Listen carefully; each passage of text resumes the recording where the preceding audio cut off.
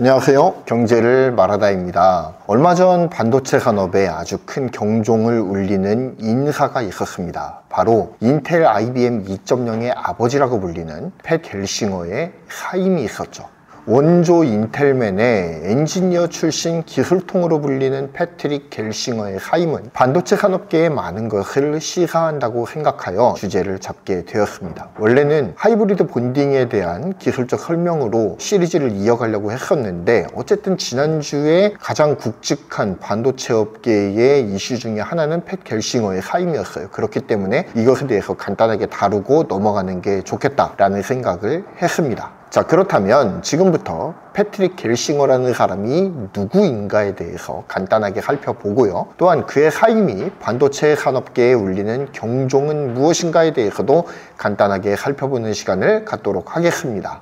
팻 갤싱어 인텔 CEO가 취임 4년 만에 자리에서 물러나게 되었죠. 인텔은 지난 12월 2일 갤싱어 CEO가 12월 1일부로 사임을 했다라고 밝혔죠. 그리고 차기 CEO 선임까지 데이비드 진스너 CFO와 미셸 존스턴 홀트하우스 사장이 공동 임시 CEO를 맡기로 했다라고 밝혔습니다. 갤싱어 전 CEO는 인텔 복귀 후에 반도체 왕국의 재건이라고 하는 슬로건 아래에 파운드리 사업 재진출과 대규모 투자 계획을 실행하면서 파운드리 부문에서 TSMC와 삼성전자를 따라잡겠다라는 포부를 밝힌 바가 있습니다. 그는 IDM 2.0을 부르짖으면서 핵심 가치인 코어를 제외한 부수적인 부분들을 외부 파운드리를 적극적으로 사용하겠다라고 밝혔습니다. 그리고 인텔도 2018년에 문을 닫았던 인텔 파운드리 서비스 사업의 재진출함을 통해서 공정혁신을 발빠르게 가져가겠다라는 포부를 밝힌 바가 있죠. 그는 광폭 로비 행보를 통해서 미국 정부의 칩스법, 인플레이션 감축 법안 등을 활용한 정부 보조금 11조 원을 이끌어내는 데에 성공하기도 했습니다. 하지만 줄어드는 PC 수요와 기술 혁신의 지연, 그리고 신규 CPU의 성능 이슈들을 이기지 못하고 끝내 사임으로 막을 내리고 말았습니다. 사실 팻 갤싱어가 IDM 2.0을 발표할 당시에 인텔의 공정 로드맵을 밝히기도 했는데 이 로드맵이 과연 실현이 가능한 것인가가 의심스러울 정도로 빡빡했다라고 하는 것입니다. 그가 취임했던 2021년 하반기 엑셀러레이터 행사에서 2025년까지 1.8나노에 진출하겠다, 원대한 꿈을 발표하기도 했습니다. 그런데 그 공정 과정이 굉장히 빡빡했다 이거죠. 어쨌든 이렇게 원대한 꿈을 가지고 시작한 인텔 파운드리 서비스였습니다. 하지만 그 결과는 뚜껑을 열고 보니 미진하다 못해 처참한 수준까지 내리꽂고 있었다라고 하는 것이 밝혀지기도 했습니다. 적자폭이 굉장히 커졌던 것이죠. 팻 갤싱어는 지난 8월 2분기 실적 컨퍼런스 콜에서 인텔의 위기에 대해서 설명을 하기도 했습니다. 파운드리 공정은 드디어 10나노의 벽을 넘어서 약 4개 노드에 달하는 최첨단 노드 공정의 개발과 상용화에 성공했다라고 밝혔습니다. 이는 10나노 슈퍼핀, 인텔 7, 4, 3 공정이 개발이 완료되었다, 상용화까지도 어느 정도 완료를 했다라고 하는 것을 시사하는 발언이었습니다. 하지만 이와 같은 팻 갤싱어의 발표에도 불구하고 시장의 반응은 냉담했다는 거죠.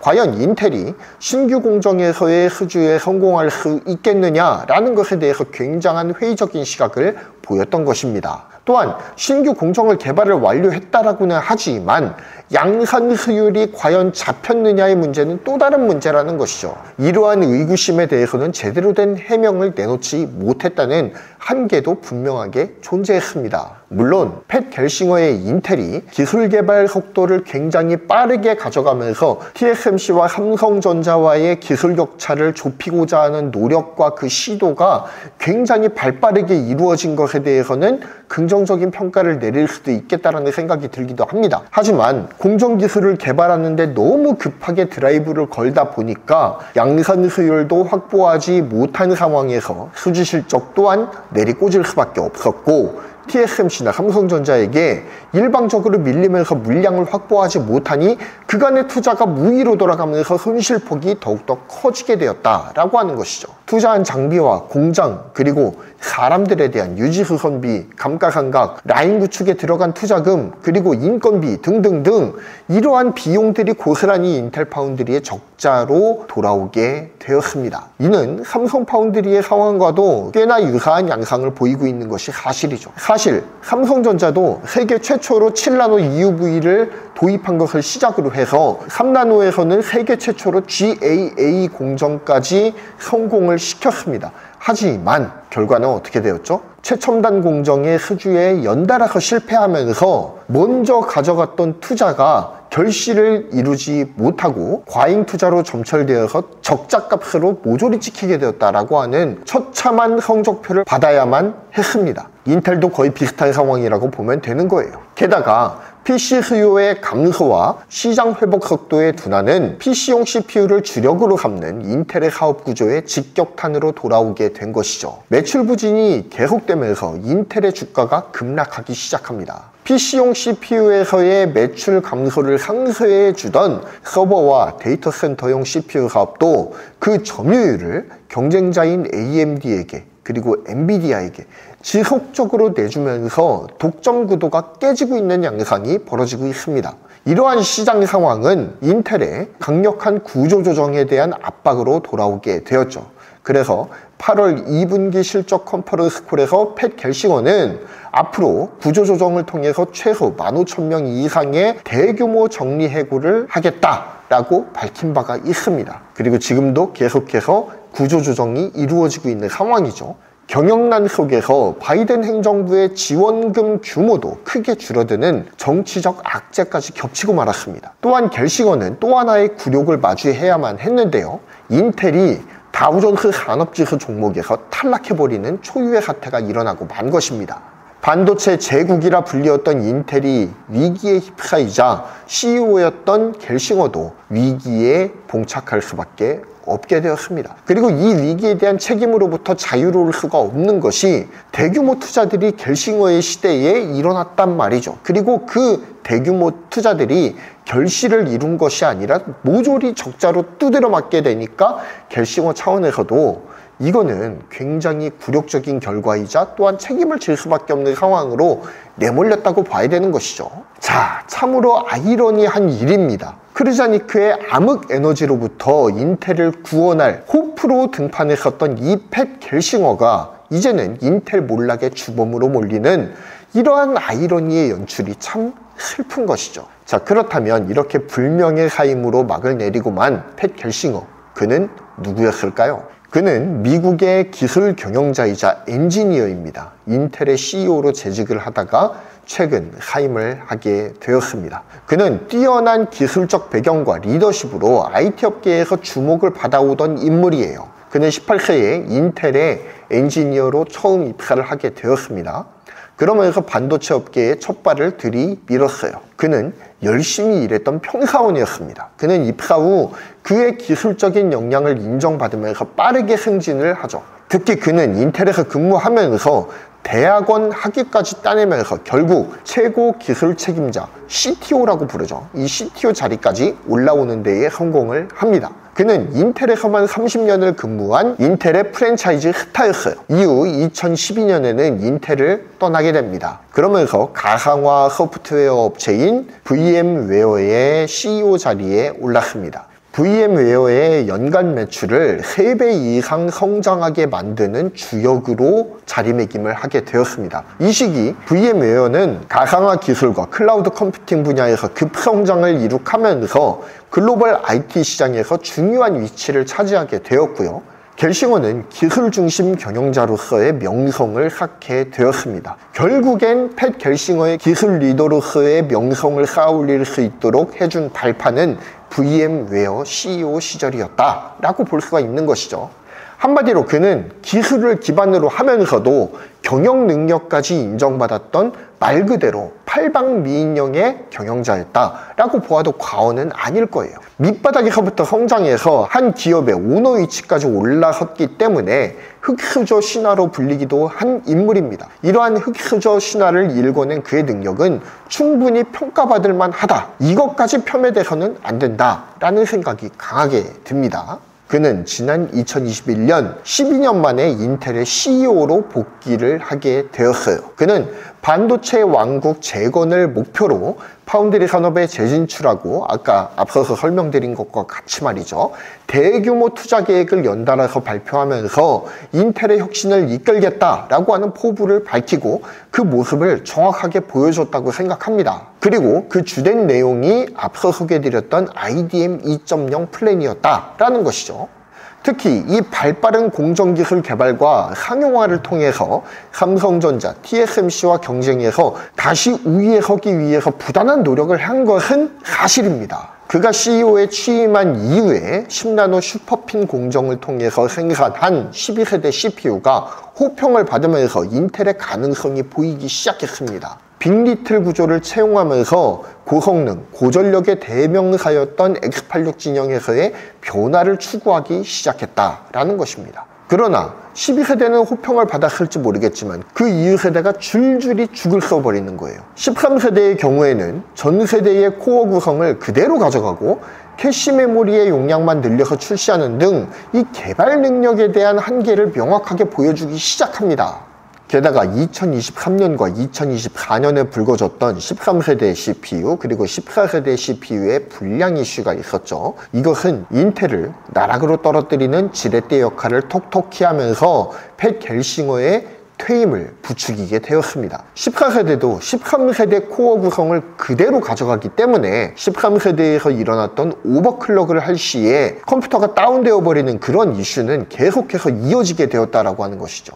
게다가 14세대는 13세대와 성능 면에서도 별 차이가 없었다고 해요. 벤치마크를 찍어보면 오히려 13세대보다 14세대가 덜 나오기까지 하는 그런 우픈 현상까지 일어나게 되었다라는 것입니다. 그래서 14세대 CPU가 나와서 여러 가지 이슈에 직면하게 되었을 때 이게 정말 최신 인텔 CPU가 맞냐라고 하는 그런 호평까지도 들었던 굴욕을 당하는 등 인텔의 순환이 지금까지 계속되고 있다는 것입니다. 또한 이 오버클럭이 다운되는 이 불량 이슈들에 대해서 인텔이 몇 번을 해결했다, 개선하겠다, 해결했다, 개선하겠다, 이게 반복이었어요. 게다가 얼마 전에 인텔이 이 13세대와 14세대 CPU의 오버클럭이 다운되는 이슈 있지 않습니까?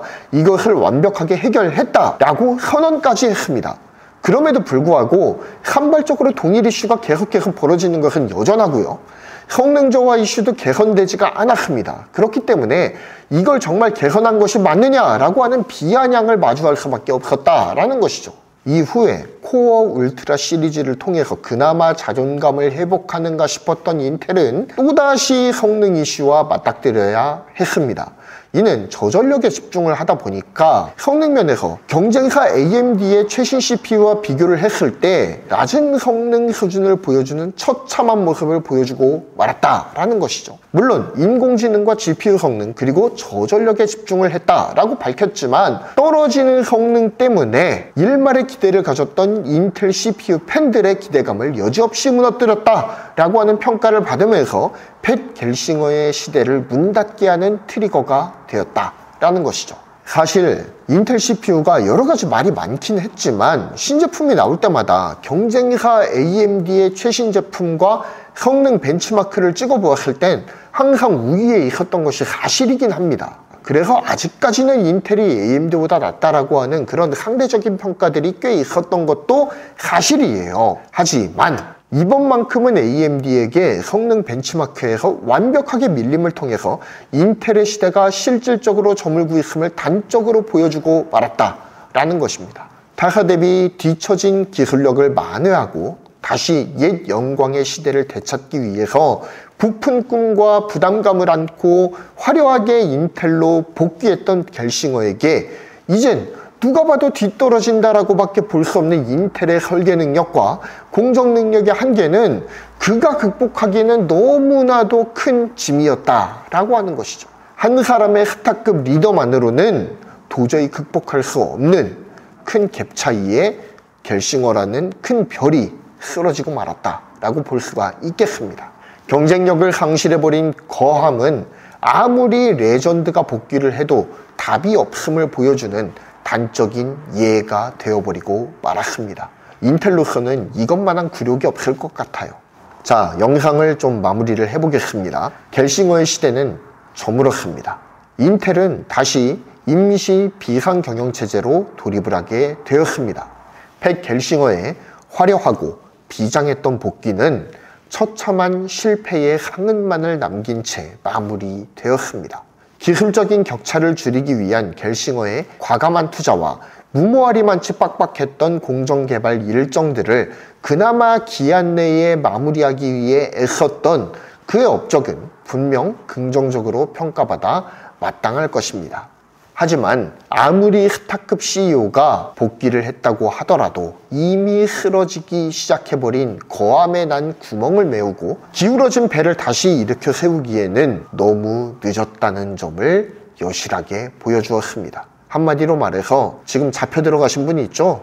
그 새끼가 말했던 중과부적, 바로 그 상황인 것이죠. 혼자서 극복하기에는 내외부의 적이 너무나도 많았습니다. 첨단 산업에서 1위 기업이라도 현실 안주, 기술개발 등한시, 기술인력 푸대접, 재무성과에 치중한 기업 경영으로 망가져버린, 그래서 속이 썩을 대로 썩어버려서 뒤처지기 시작한 그룹을 다시 일으켜 세우기란 보통 어려운 일이 아니란 점을 인텔이 분명하게 보여주었습니다. 우리나라에서도 1등 기업이지만 속이 썩어가는 기업이 있죠.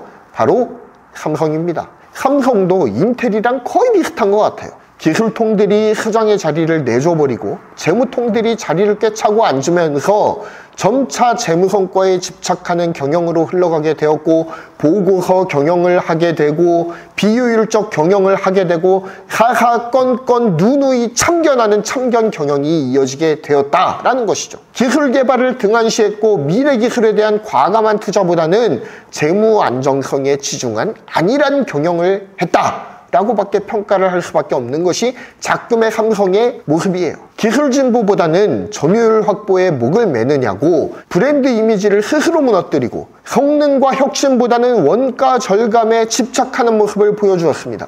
그 결과가 바로 지금의 삼성이에요. 그래서 없어져야 될 1호, 2호 누구다? 정현호, 노태문 사라져야 됩니다. 그리고 한 가지 또 짚어야 될 부분이 있는데, 인텔은 그나마 PC용도 그렇고 서버 데이터 센터용 CPU에서도 넘사벽의 점유율을 이미 확보하고 있었던 회사예요. 거의 시장의 90%를 먹고 있었던 회사였다 이겁니다. 거의 독보적인 위치를 점하고 있었어요. 지금 주력 사업으로 밀고 있는 서버용 CPU의 경우에는 90%를 넘는 사실상의 독점 시장을 형성하고 있었던 회사가 바로 인텔입니다. 그런 압도적인 반도체 제국도 지금 쇠퇴위기를 걷고 있다는 것이죠. 하지만 삼성의 상황 어떻습니까? 메모리 반도체의 최강자라고 불리고는 있어요. 그리고 그 타이틀은 지금도 유효합니다. 하지만 압도적인 포지션이 아니라는 문제가 있어요. D램은 2024년 3분기 기준으로 41%입니다. 그리고 낸드는 한 33% 정도 되는 것 같아요. 자, 압도적이지 않은 1등입니다. 시장의 압도적인 리더가 아니라 점유율을 나누어 갖는 경쟁적인 리더라는 점이 인텔과는 확연하게 다른 것이 삼성의 모습이라는 거죠. 이러한 경쟁 구도 속에서 수장의 지위를 계속해서 단단하게 지켜나가기 위해선 부단한 혁신과 부단한 노력, 부단한 기술 개발은 필수로 가져가야만 했던 요소였습니다. 하지만 요 몇 년간 삼성 반도체에서 어느샌가 세계 최초 타이틀이 자취를 감추기 시작했어요. 혁신의 DNA가 망가져가고 있다는 사실이에요. 팻 겔싱어의 복귀로도 인텔은 몰락을 막지 못하고 있습니다. 그리고 결국 사임했죠. 삼성전자도 레전드가 복귀를 했습니다. 바로 전영현 부회장이죠. 삼성전자는 전영현 부회장에게 거의 전권을 몰아주다시피 하면서 변화를 꾀하고 있습니다. 전문가들은 삼성전자에 대해서 적어도 1년 이내에 눈에 띄는 개선을 보여주지 못한다면 삼성도 인텔 꼴 날 가능성이 매우 높다라고 지적하고 있습니다. 과연 삼성은 팻 겔싱어의 퇴임이 보여준 기울어진 거암의 저주를 풀어낼 수 있을까요? 이상 경제를 말하다였습니다. 감사합니다. 지금까지 긴 영상을 시청해 주셔서 감사드리고 구독, 좋아요, 알림 설정, 그리고 멤버십 가입까지 꼭 부탁드리겠습니다. 감사합니다.